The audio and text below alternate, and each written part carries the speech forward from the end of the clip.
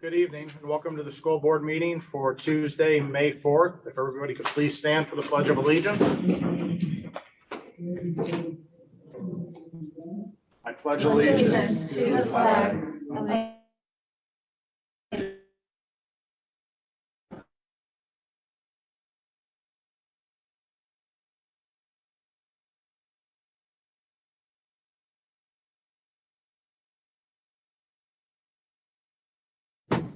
roll call, please. Mrs. Yetsey? Here. Mrs. McCarthy? Here. Mrs. Saxon? Here. Mrs. Tamira? Here. Mr. Baca? Here. Finalization of the agenda. Is there anything to add and or delete? The agenda is final as presented. Thank you. We'll move right into the superintendent's report then. We just have a short update for the board tonight about our district testing and where we stand thus far and how things went despite our current situation. And I will turn that over to Mr. Britt. Thank you. So we are actually in really, really good shape as it comes to testing in a district right now. So we have two main sets of testing going on. We have state testing that's happening grades 3 through 12 still. And then we also started AP testing this week for our advanced placement students. So the high school started probably 2 weeks ago with their ELA, their science, which would be biology, their American history, their American government. They are scheduled to wrap up their math this week. Looks like Thursday. And then the academic center last week, grades 3 through 8 began testing last week. So they wrapped up their English language arts, grades 3 through 8 last week. They are scheduled to do math and, if appropriate, science levels next week. So that puts us basically at the end of the window. The state gave us some flexibility. So we pushed the tests as far back as we could to make sure that the students had as much time as possible to get ready for testing, knowing how unusual this school year was. So staff, the students, the administration have done a great job getting students in. Right now, if we look at our testing from last week, 92% of our students tested. So when you think about the number of students that we have that have just done completely online and some things like that, that's an incredible number. So just over 92% of our students tested ELA. I anticipate that our numbers for math and science will be similar to that. And then when we look on the other side of that, we've got AP testing. That started yesterday, actually with government, U.S. government. Today was Calc, AB, and BC. And then tomorrow we roll into English Comp and Physics. And the good news there is we actually had 100% attendance for our first 2 rounds of testing, for our government and for our Calc testing. So we've got about 290 students that will be participating in that through the remainder of this week and then into next week as well. So all in all, great work from the students, the staff, the families, getting our students here, getting them ready to prep. And I'll be interested to see scores when they come out in the fall or in the summer. So any questions about testing? No, thank you for everything. Thank you very much. Absolutely. All right, here's an opportunity for hearing of the public. If you would like to address the board, now is your opportunity. Mr. Baca, I've given the ability for our participants who have joined us to unmute their microphone and ask a question. If you'd like to ask a question, please state your name and your address prior to asking your question. And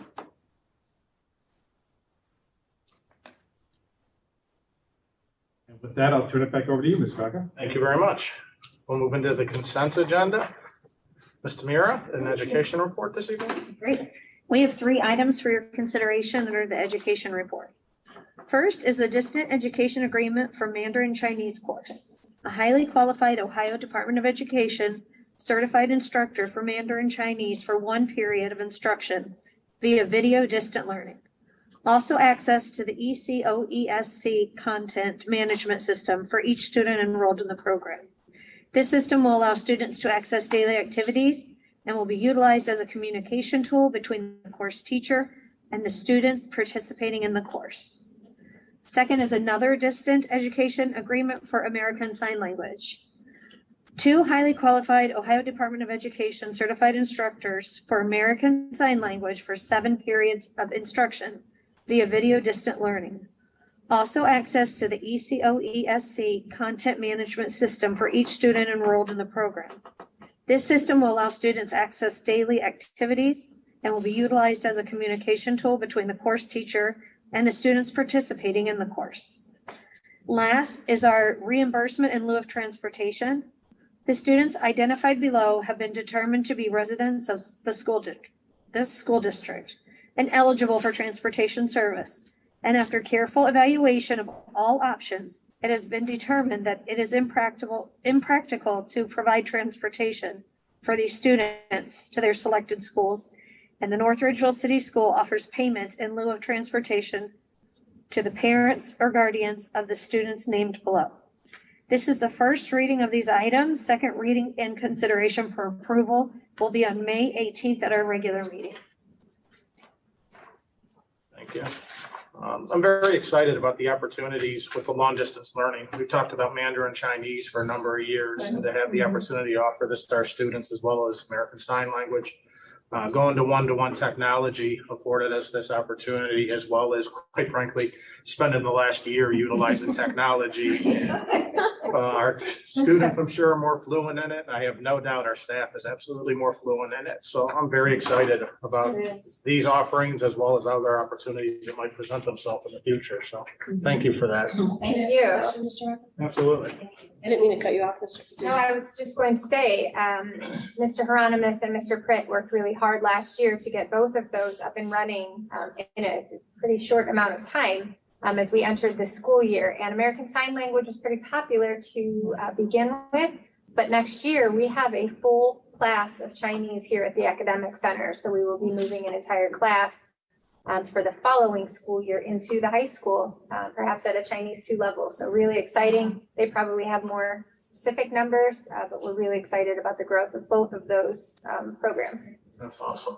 That's actually one of the questions I was going to ask, is how many students are taking advantage of these opportunities? So if we look at this current school year, Chinese got off to a bit of a rough start with having to do some schedule changes. That class for right now is actually scheduled for about 40 students. For next fall. I don't know that it'll be that true number once we get to that point. ASL this year is actually running at about 140 students. That's awesome. So you see a pretty good carryover into an ASL 2 and then a new crop of ASL 1 students coming in. That's awesome. So what are the grade levels that are taking this class? Chinese starts in 8th grade, and then our ASL begins in 9th grade.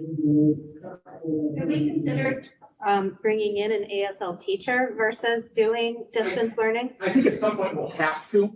I don't know that it will be sustainable to continue on. It's an area that's a little difficult to find.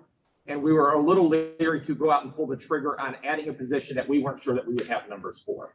I think now that we're finding ourselves that we're going to have a sustainable program, I think at some point we won't have a choice but to bring in our own folks. And the ASL class does count as a language class, correct? Correct. Yes. And then can students still sign up for these classes, or is enrollment closed for them? So that would be a question that the buildings could answer for you. I'm not exactly sure where they are in their process. Okay, thank you. Yep. And again, hearing that that's in 8th grade is equally exciting. We've done what we can to move more and more stuff into the junior high. And again, give those kids more and more opportunities before they even get to the high school to participate in foreign language and different things. So that's equally exciting. And to that point, we were counting up the other day, you could earn about 6 high school credits before ever making it to the high school if you chose to do so. Yeah. That's awesome. Thank you. Anything else? All right, we'll move into the buildings and operations report.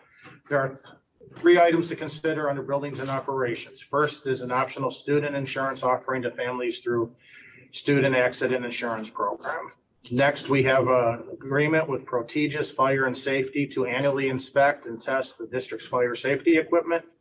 Finally, bids have been received for the paving of the East High School parking lot and the alternate high school entrance off of Bainbridge Road. Chagrin Valley Paving was the low bidder with a bid amount of $105,196. This is the first reading for these items. The second reading and consideration for approval will be May 18th at our regular meeting. This concludes the building and operations report. Is there any questions? I have noticed being and spending some time at the baseball and softball fields. Are there any plans to install any type of walkway to access the home side of the baseball field? There currently is nothing. Yeah, we have talked about, so we met with Mr. Sparks in the athletic department earlier this year and kind of evaluated what that looked like and are looking at sometime before next spring season, implementing just what you talked about, a walkway and then some sort of concrete pad for bleachers to be put on, as well as some additional concrete areas for ADA accessibility for those that have wheelchairs and need to get up closer to the fence. So it was kind of a two-phase project. We did some concrete areas for wheelchairs to get from the parking lot back to that area, and then next year we'll focus on the seating area. Kind of along that same line, again, this is, that facility back there, the high school and softball field is absolutely amazing. Those fields are beautiful. They really are. Well done. It's been really cool to see this year. In fact, I think spring weather here, we've been able to facilitate so many more games than we would have, or moved what would have been away games here because we had the ability to do that. So it really is nice to have that as part of the district. Do you have any plans? This is kind of related to this, so that's where it's just getting on my. Do you have any plans to put in some signage that says like baseball, softball fields this way? We've had some questions about how to actually access them. Yeah, and we've talked through just kind of overall athletic complex signage to help people navigate. Again, that'll be all part of what we unroll or unveil starting in the fall with fall sports and then transitioning into winter and spring next year as well. That's great. Thank you. Any other questions? Something worth noting with the student accident insurance program, this is something that we offer up our students and families, and it is no cost to the district. If families choose to participate in it, they pick up the cost of that. It's just something that we offer. And something else worth discussing is the paving project. We really try hard to maintain the properties around the school and the buildings, and that comes at a cost. As you can see by just doing a parking lot and an entrance, it's not cheap.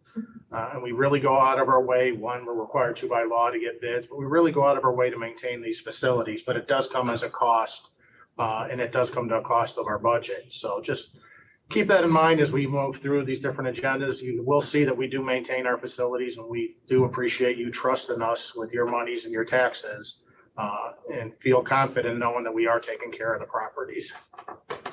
Thank you. All right, we'll move on to Human Resources Report. Ms. Saxon. Yes, we have several items in the Human Resources Report, 12 certified staff appointments, 81 special project supplementals, 20 extended day contracts, 14 administrative contracts, 2 supervisor contracts, 14 summer school contracts, 4 summer school certified staff substitute contracts, 5 summer preschool assessment contracts, 5 supplemental contracts, 1 certified staff adjustment, 1 certified staff leave of absence, 2 support staff leaves of absence, 1 support staff retirement.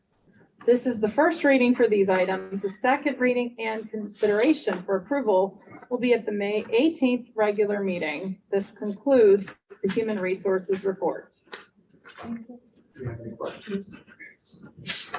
All right, we'll move into Buildings and Operations Report. First, we have reassignment of equipment, which includes multiple Apple iPads and a MacBook that will be used for spare parts sold or disposed of, which brings us to our second item. The IT department has gathered quotes for the sale of the MacBook and several iPads that are damaged or at the end of the life. These devices have been evaluated by the IT department and recommended for resale. Second Life Mac has provided the district with the best estimate of $19,000. It is recommended the Board of Education grant the quote to Second Life Mac for resale of district-owned property. I move to approve the Building and Operations Report in one reading. Second. Moved by myself, second by Ms. McCarthy. Is there any discussion? Yeah, I didn't get an opportunity to really read what Paul had sent. Can you please explain that? Is this where this falls? Actually, this is for current. So we have a good amount of iPads that are going to go end of life over the summer that will not be able to be used for the start of the school year. When we were able to make our transition from Chromebooks, from iPads to Chromebooks at grade 2, we were able to then be able to have a surplus of those devices that are getting ready to go out of life. we can get a substantial price increase by selling those now, by doing through this deal that we're able to make with Second Life Mac.